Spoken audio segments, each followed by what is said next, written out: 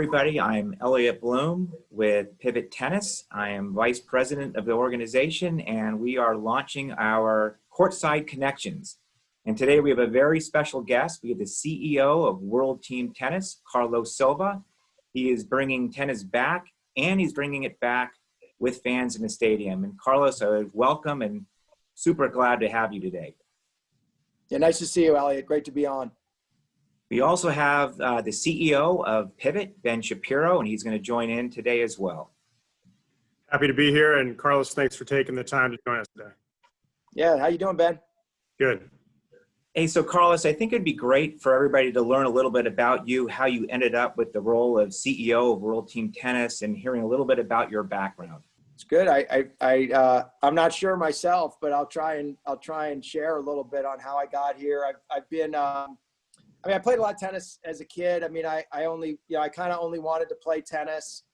But unfortunately, in a small town in Canada, after playing some college tennis at Boston College, that dream ended, and I went and did a master's degree at GW. But tennis taught me a lot. It's still important. I try to play as often as I can, and I know the two of you are in the same boat. So it's a great sport for a lifetime. And I got very lucky in my sports and media career, from AOL to Universal Sports to running and building networks and doing some investment banking, that coming out of a fight organization that I ran and sold called World Series of Fighting, and then Professional Fighters League. I got a call from a friend that, funny enough, I played high school tennis with, and he called me one day and he just said, Carlos, we just bought this property called World Team Tennis.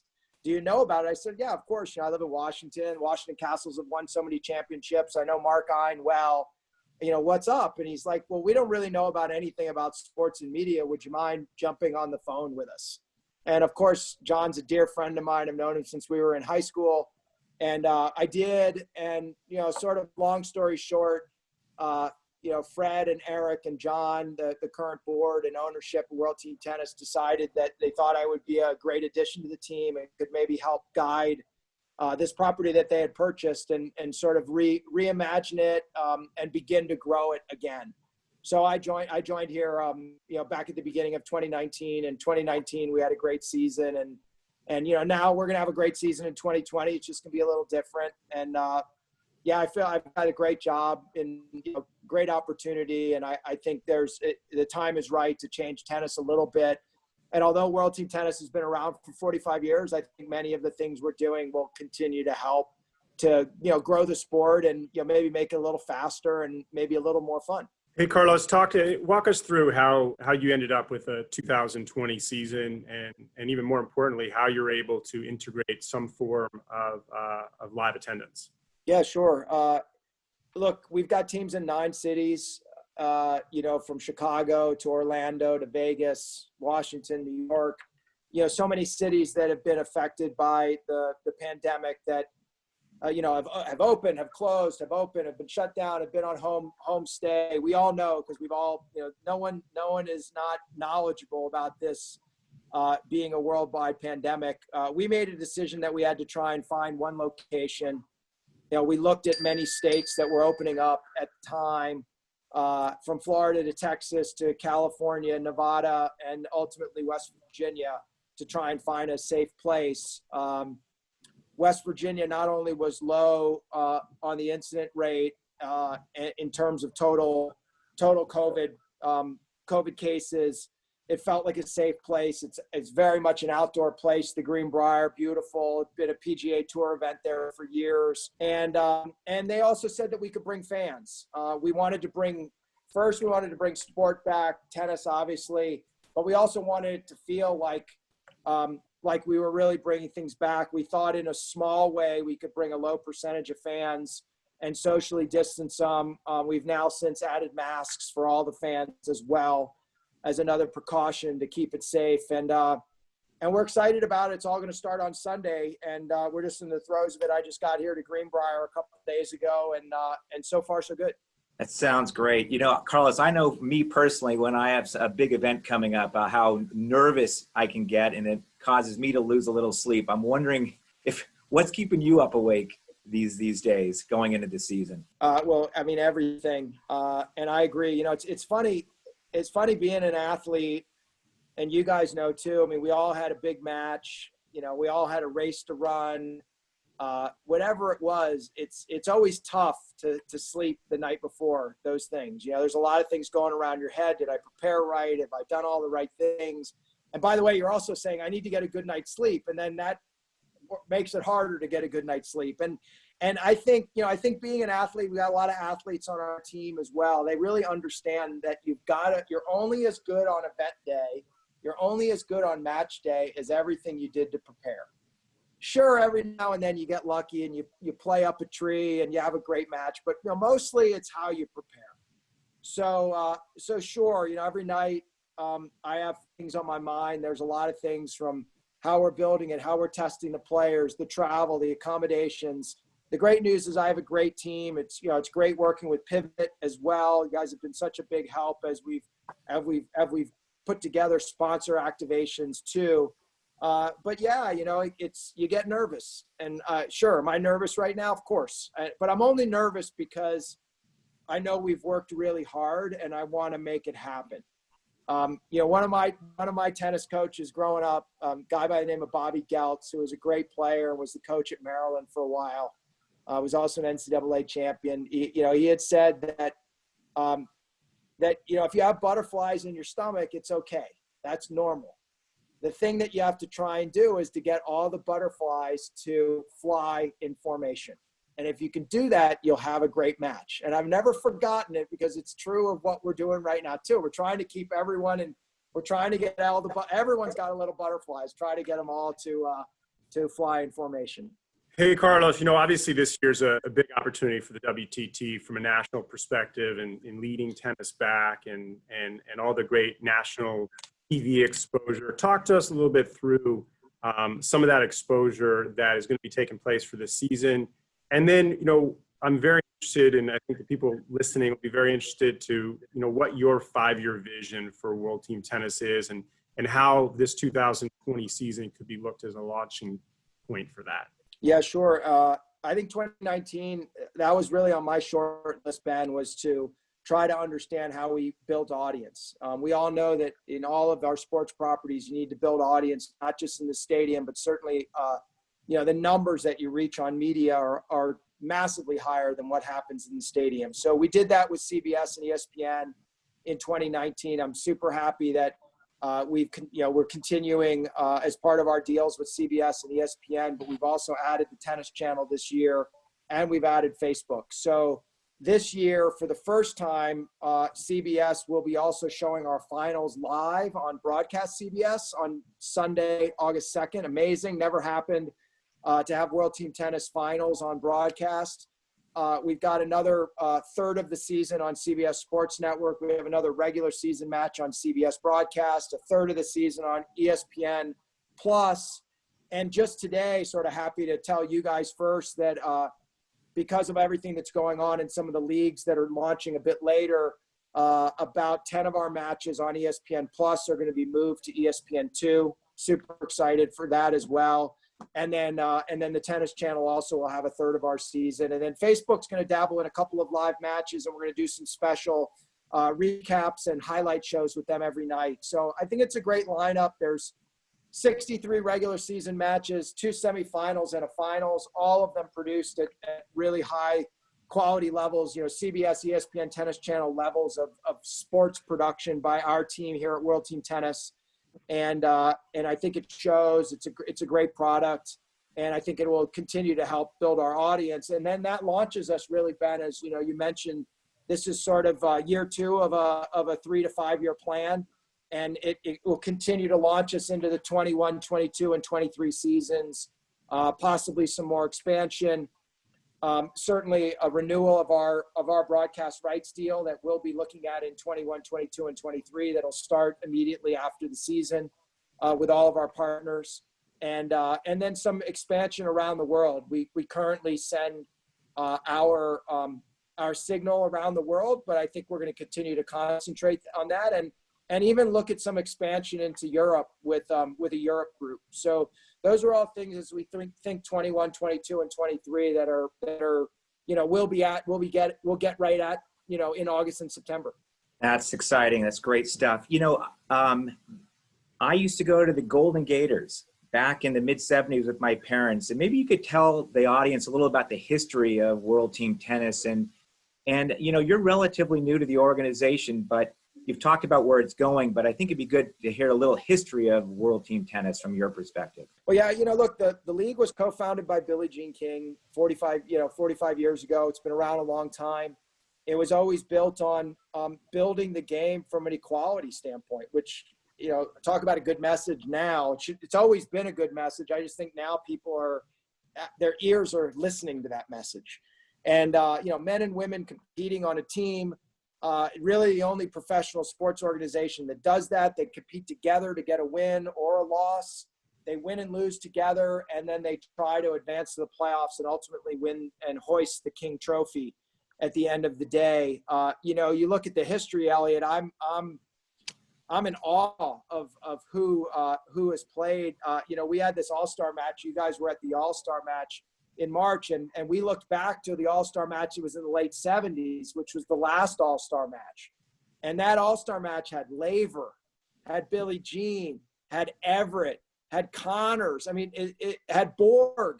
I mean, it's insane to think about it. And you look through the years from Agassi and Sampras, and we've got Kim Clijsters playing, this year. Sharapova's played. The Bryant brothers have played 20-some seasons and now are anchoring the Vegas Rollers team this year for the season. So, everyone. Roddick played when he was young before he won a U.S. Open championship. Marty Fish over the years. It's really a who's who, and even this year it's a who's who. It continues with our sort of top stars, like guys like Taylor Fritz or Tommy Paul, certainly Sam Querrey and Stevie Johnson and Danielle Collins. And I mean, there's so many, I forget all of them. I mean, Venus is playing for the Washington Castles yet again, and she's amazing, having won, so many singles, and I can't even count how many total Grand Slams she's got. So, look, I think it's a great format. It's super fun. I think the players enjoy it. I think the fans enjoy it. And I think a lot of the things we've innovated on are now, seeping into, the tours as well. I mean, everyone talked about the U.S. Open has decided to go to no linesman and Hawkeye on the outer courts. And everyone was like, wow, like that's really amazing. It's like, yeah, we've been doing it for years, guys, with no linesman and Hawkeye. It speeds up play. Computers are way better at saying whether a ball is in or out. As good as any linesman is, I would challenge any of them to try and beat the computer, over the course of 500 calls. And so we're going to try and keep innovating and certainly be very competitive, but also have a good time. You mentioned the 2019 All-Star in San Diego, and obviously Elliot and I had a chance to take that in and experience the product of the WTT and what you're really resurrecting and building, and how that's different from most everything else tennis, really, from what I've experienced. Can you talk the audience through how the WTT product differs, and especially from an entertainment perspective? Look, I say it to you guys all the time as we do some planning. I mean, I have a lot of respect and awe of what former Commissioner Stern and Adam Silver, the commissioner now, and you guys, have been in the basketball space and grown your careers with the Warriors. I always want to say, I want us to feel more and more like an NBA game. I want it to be the highest competition on the planet, and I want it to be great entertainment. I want everyone that comes to a match like they are going to go and sit in the Warriors Stadium, or they're going to sit in, and watch the Lakers, or they're going to go to a Knicks game, to feel that way. It's fun. It's great. They want to bring their kids. They have a super time. There's great music. There's music in between every point. You see the energy of the players. You get to see how they're happy to be on a team, because tennis players are not on a team. I think they really enjoy it. Some of these players, guys like John Isner, played, college tennis, won an NCAA championship. He still talks about how being a Georgia Bulldog is so important to him, but you lose that when you go and you become a road warrior, going week in and week out to another city. And so I think we give them that real feeling of having teammates. And also, as you know, in all of these sports, like sometimes you're not at the top of your game every night. It's hard when you play so many regular season matchups, but when you have teammates, they help to pull you along. You have a great doubles player. You have a great mixed player. You have, if you lose your singles, maybe the guys or the gals win their doubles match and you still get the win, and you help them with your energy to get the win. And so, look, we want to continue to grow that. I mean, on a sort of a technical side, a match consists of men's singles, women's singles, men's doubles, women's doubles, and mixed doubles. It's 5 sets. Each of those sets is a pro set to 5 games. Like in college tennis, there's no ad scoring. So at deuce, you play 1 decision point to win the game. Very exciting, a lot of pressure. The receiver gets to pick which side they want to take that serve to win or lose the game. And what's interesting is it's not just 5 sets. So you don't win a point for winning the set. It's how many games you win in that set. So if I won, Ben, you and I are playing against each other on our 2 teams, and I beat you in singles 5-3, you still got 3 points for your team. It's much better than if I beat you 5-0. And so Right. You see players, even as a player's down 4-1 in the set, they're still digging deep to try and break back and claw back a couple of games, because every game, every point counts. And so typically as you go through all those 5 sets, you might win or lose a match 21-18 or something like that as you win or lose those 5 games in each set. So it's exciting. Every game, counts, and you're really always in it till the end. Yeah, Carlos, it's the World Team Tennis format is awesome. In fact, you probably know this, but at the collegiate level, club tennis or tennis on campus uses the World Team Tennis format. Be it if you're at, Cal Berkeley or Stanford, they have they use your format for their club on tennis, and it's awesome. It's really awesome. Makes it exciting. No, I mean it and for all of us out there too. If you're not playing World Team Tennis with your buddies, when you go out and play doubles, I highly recommend you tell them, you explain it to them. I promise you those 2 or 3 or 4 sets you play will be the most fun you've had, because it is quicker, it's faster. Those decision points matter. And, even a let, we play lets on serve every now and then, that let comes into play, and it's super fun. That's great. I didn't realize you played lets. I love that. And we should start doing that for our club matches. Well, and what's interesting about the lets is when you're playing doubles and you're playing lets, the other player can get the ball. So if it's a really bad let and Ben, you're playing, on the ad side and you're on the service, on the service line. I mean, you're on the serve line on the box. You can jump over and go get the let to get the That's point pretty started. cool. And It happens sometimes. And you got to get your head around it, because it happens once. You're like, oh, I forgot. We got to play lets, and it does. It also speeds things up. It just keeps the match moving. Hey, Carlos, this has been great. I know the World Team Tennis season's right around the corner. You have some big time matches and specific dates. Maybe you want to share some of the highlight dates that you think we should all be tuning into. Yeah, look, there's so many matches. I mean, with so many players, it's unbelievable.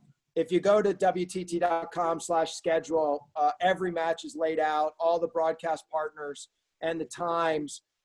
We got 2 big matches on CBS. There's a regular season matchup on July 19th with Vegas, with the Bryant brothers, Sam Querrey, gold medalist Monica Puig, against the Washington Castles, Venus Williams anchoring that team along with Tommy Paul. So there's a bunch of great matchups in there. I mean, there's some mixed doubles, there's some doubles in there. That's great. The women's singles, Venus against Monica, Tommy Paul against Sam Querrey is a great American matchup in singles. So that's a big day on CBS broadcast. The finals, obviously on August 2nd, will be super exciting. The semifinals on August 1st are on CBS Sports Network. And then now, both with Tennis Channel and ESPN, you know, I don't have, you got to go to the schedule. There's so many matches you know, I don't think there's a day on any of these networks that there's not someone that you're like, I got to watch that match. And the thing that's great about World Team Tennis too is, you know, if you can't watch all 5 sets, you can also, you know, if I can only watch, you know, I really want to watch the women's singles because it happens to be, you know, Kim Clijsters against Sloane Stephens, you can watch that too. And you could always come back and get the results. There's a lot of bite-sized chunks in here with the matchup that I think are great for fans. That's great, Carlos. Hey, I just, you've been a tremendous guest for us on our first edition of Courtside Connections. Hey, I got to be first. Think we're excited. We're excited for what we're trying to develop, but we're super excited for World Team Tennis. We think you have an amazing product. If it's anything close to what we experienced at the All-Star event, you've got a heck of a great product, and we're excited about it and appreciate your time. And want to thank you again. And Ben, thanks for helping host us our first edition. And, you know, we have one of your players in our next edition after we promote WTT with you. We have Rajiv Ram, one of the that's great. top doubles players in the world right now. Yeah, Rajiv's playing with Sloane in Chicago, which is exciting. Yeah, guys, and you know, look, it's been great. It's been great working with Pivot. You guys are a big part of our growth in 2020 and keeping it all together. We look forward to, you know, building this thing in 21 and 22 and 23. Thanks, guys. You have a great day, okay? Thanks, Carlos. Appreciate it. Thanks, Carlos. Great. Good luck for a great season. Hey, guys, don't forget to subscribe to our channel for more Courtside Connections. Follow us on our social media to stay updated for more episodes. We'll see you on the next Courtside Connections.